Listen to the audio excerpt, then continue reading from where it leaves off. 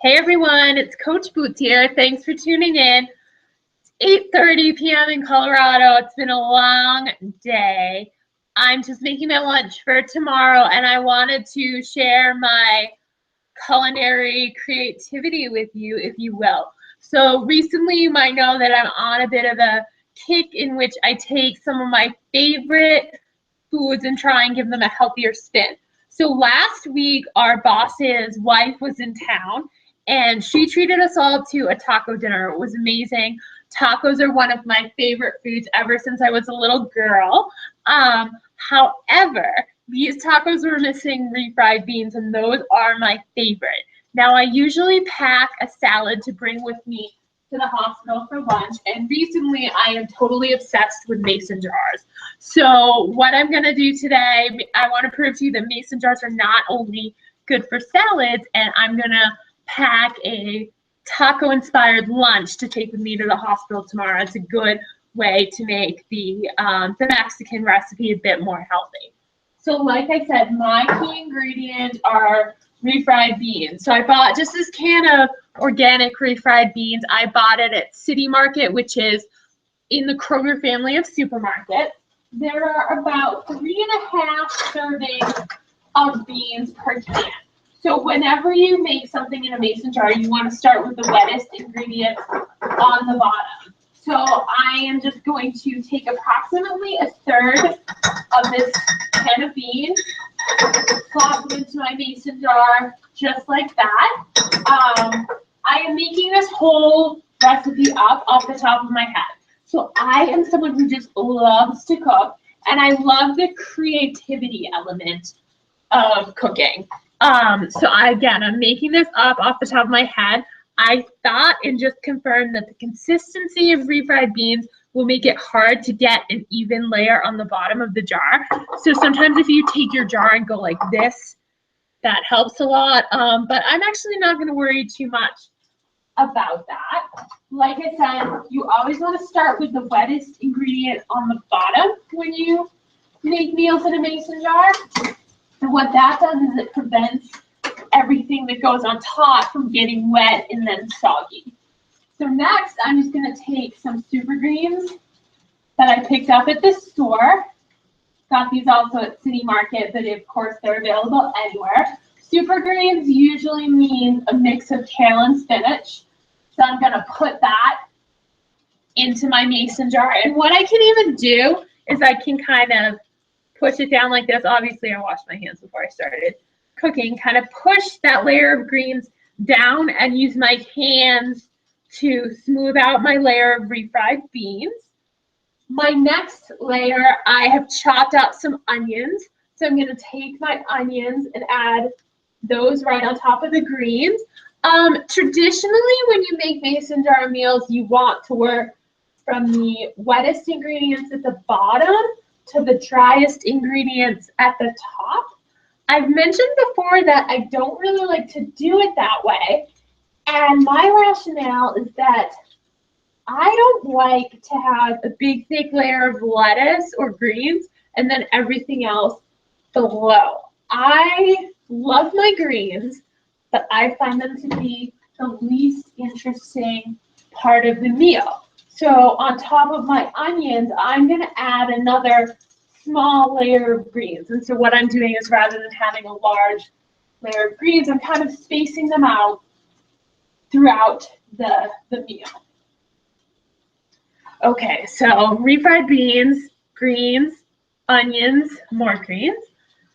What I'm going to do next is I've actually grilled some chicken. I'm going to just take a small piece and chop that up. So just a small chicken cutlet. Obviously make sure it is done. I started mine in advance. I figure we all know how to grill chicken. So on my cutting board, I'm just going to cut that up.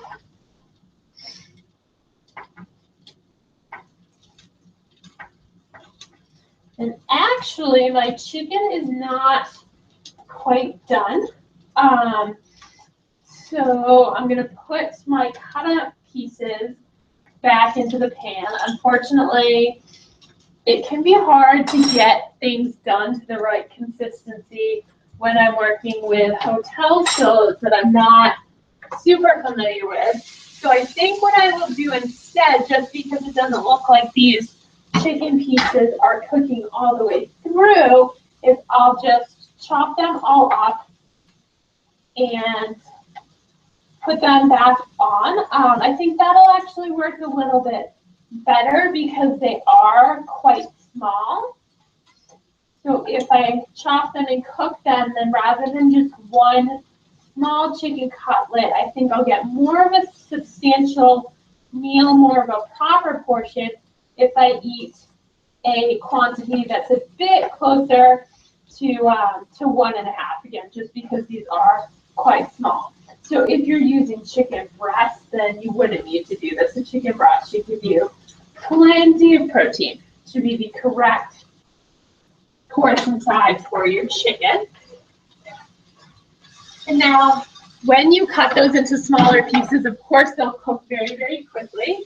So I'm just going to adapt my plan a bit, let those cook for a second. As you can tell, I'm not too strict in my ingredient order. So my next ingredient, my next layer is going to be avocado. I love me some avocado. It's one of my favorite foods. I use about 1/3 of an avocado. That's the correct portion. Avocados are quite high in fat, so you don't want to eat too much of them. And what I do is I hold it like this at the end when it's whole, and I envision a peace sign. So a little line coming down and then the two going out to the side, and I cut along the lines that I picture to get 1/3 of an avocado. You may have heard me talk about that before. I have researched the easiest way to cut an avocado. And so once I have my 1/3, I pre-cut it this time, I cut little grids in it. So I do vertical lines, and then I do horizontal lines. And then I'll either scoop the bits out with a spoon, or because I really don't like to dirty cutlery, sometimes I will just try and use the same knife to scoop out that avocado meat, if you will. So that's going to be my next layer here. Just give me 1 second. Whoops, slippery hands. Carve out my avocado. And so then I'll do a little bit more greens and then throw the chicken on top.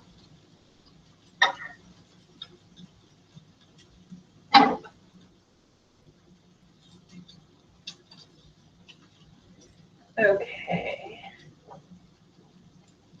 I don't like to waste any of my avocado because it is so good. I need every bite of this 1/3 of an avocado. So again, just bear with me as I take it out from the peel. I ended up using my fingers, very, very classy. I tend to do that quite frequently.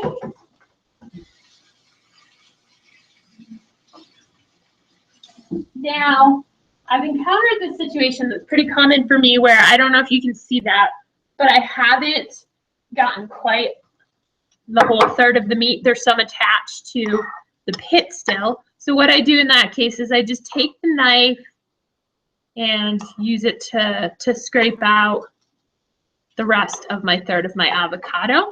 I'm going to throw this avocado in a bag, put it in the refrigerator, and then I'll have it to make the same dish again on, today's Tuesday, so I'll make the same dish again on Wednesday night, bring it to work on Thursday. So we can see our mason jar now: beans, greens, onions, greens, avocado. Like I said, I also don't like to have multiple layers of the good things, which is everything except the greens, in my opinion, in a row. So I'm going to put another thin layer of greens. I'm going to take a fork. You can use a spoon. And I'm just going to take a couple of those small pieces of chopped up chicken. Put them on top.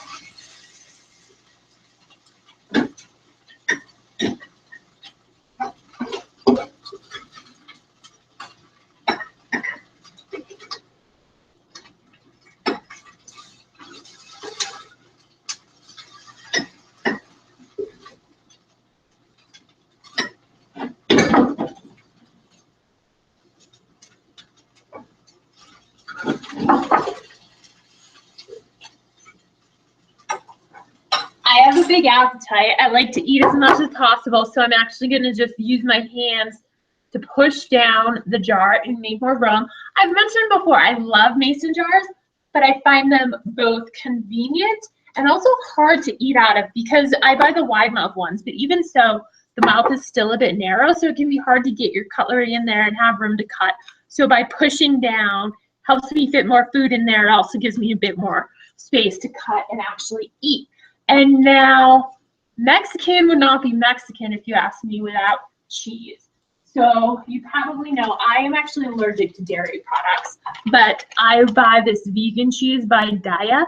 I have mozzarella. I might recommend cheddar for this, but I'm actually using it this week to make an Italian recipe, which I'll share with you too.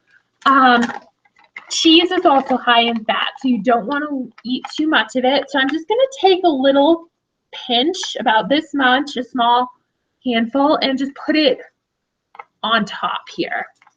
And there we go. Actually, I'll just add a little bit more cheese because it's so good. So there we go.